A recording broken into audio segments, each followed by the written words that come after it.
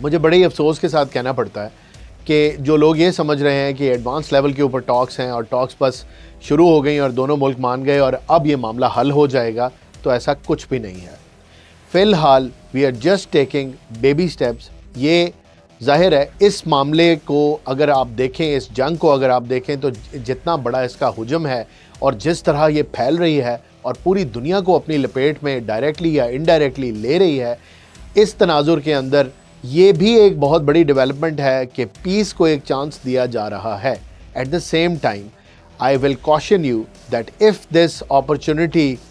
small window of opportunity for peace is lost اور یہ negotiation کی طرف بات نہیں جاتی یا فریق یا وارنگ سٹیٹس ٹیبل کے اوپر نہیں بیٹھتے آ کے، تو پھر یہ جنگ لمبی چلے گی اور معاملہ خراب ہو جائے گا۔ آپ کی توجہ ایران کی اس سٹیٹمنٹ کی طرف دلانا چاہتا ہوں جو جنگ کے آغاز میں ہی ایران نے دے دی تھی جب ان کے سپریم لیڈر کو شہید کیا گیا تھا۔ اس ٹائم پہ ابھی آبنائے ہرمز یعنی اسٹریٹ آف ہرمز کے اوپر اتنی زیادہ بات نہیں ہو رہی تھی، ایک بیک گراؤنڈ کے اندر چیز چل رہی تھی اور زیادہ فوکس حملوں کے اوپر، اسرائیل کے ایران پہ اور امریکہ کے ایران پہ حملے اور ایران کے جوابی حملے، ان دونوں ممالک اور ان کنٹریز پہ جو گلف کی کنٹریز جہاں جہاں امریکن بیسز ہیں، جی سی سی کنٹریز جن کو ہم کہتے ہیں، ان کے اوپر زیادہ فوکس تھا۔ آہستہ آہستہ ریئلائز کرنا شروع کیا پہلے ہفتے کے اینڈ میں دنیا نے کہ یہ معاملہ تو ہماری ایکسپیکٹیشن یا ان کی لڑائی سے بہت زیادہ بڑا ہے اور یہ ایک اکنامک مسئلہ پوری دنیا میں تیل کی ترسیل کے حوالے سے بن سکتا ہے، بن رہا ہے، اور جتنی لمبی یہ جنگ چلے گی اتنا بڑا یہ مسئلہ بنتا چلا جائے گا۔ لوگوں نے، میں کامن لوگوں کی بات کر رہا ہوں،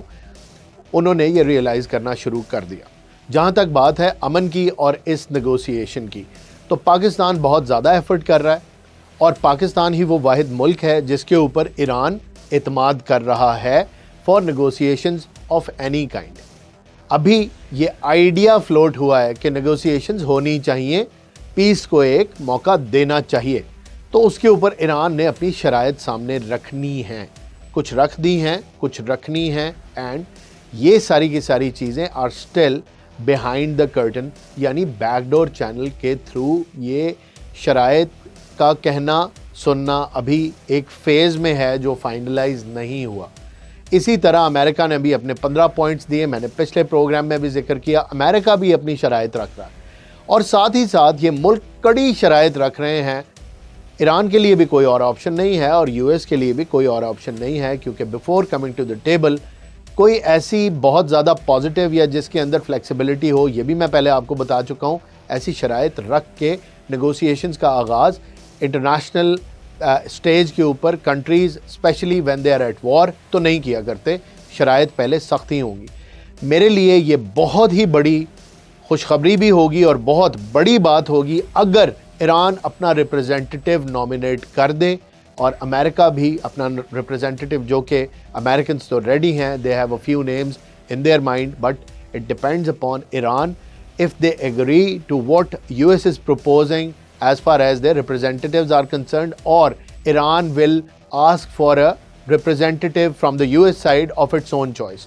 یہ چیز ابھی ہم نے دیکھنی ہے۔ تو ایران ہو سکتا ہے یو ایس سے کسی ایسی شخصیت کو نامینیٹ کرے جس کے بارے میں ہم سمجھ رہے ہیں یا اسپیکولیٹ ہو رہا ہے کہ جے ڈی وینس جو کہ ان کے وائس پریزیڈنٹ ہیں، شاید ایران یہ کہہ دے کہ ان کو بھیج دیں اور جیریڈ کوشنر اور اسٹیو وٹکاف جو ہیں ان کو مت بھیجیں۔ یہ ابھی صرف ایزمپشنز ہیں، ہو سکتا ہے ایران کے اوپر مان جائے، لیکن it is imperative for these negotiations that Iran nominates its representative for the said talks. اب اگر ایران نے بھی اپنا ریپرزینٹیٹیو نامینیٹ کر دیا تو میری نظر میں یہ بھی ایک بہت بڑا بریک تھرو ہوگا، کیونکہ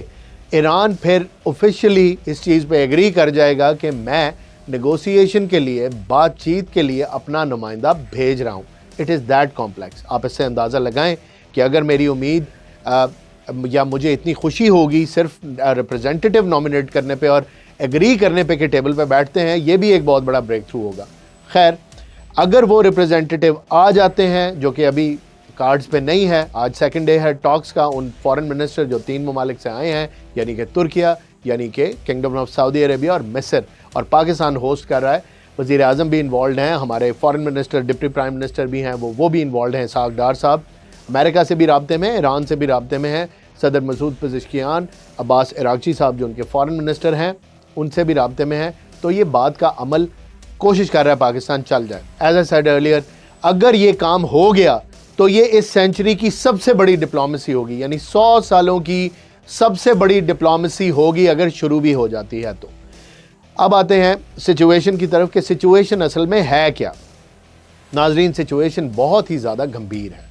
سمپلر ٹرمز کے اندر آپ کے آگے اگر میں گزارش کروں تو وہ یہ ہے کہ ایران جس موڈ میں ہے، ایران جس جنگ کی سٹیج پہ کھڑا ہے، جتنا انفراسٹرکچر کا نقصان ایران کا ہو گیا ہے، بہت سارے ایکسپرٹ سے بات ہوئی تو میں نے ان سے یہ گزارش کی ایک ڈیبیٹ کے اندر جو نارملی ہماری چلتی ہے حالات حاضرہ پہ، کرنٹ افیئرز پہ، تو بہت سارے لوگوں کی یہ رائے تھی کہ ایران کے لیے یہ کوئی پیسے کی جنگ نہیں ہے، جس سے ہمیشہ میں نے ڈس ایگری کیا. اور اب یہ چیز آپ کے سامنے آ رہی ہے کہ ایران کیٹیگوریکلی کہہ رہا ہے کہ yes it is about our losses, جو ہمارا سویلین انفراسٹرکچر تباہ ہوا ہے، جو ہمارا نقصان ہوا ہے، جو ہمارا جانی نقصان ہوا ہے، اس کی کمپنسیشن پیسے میں ہی لیں گے.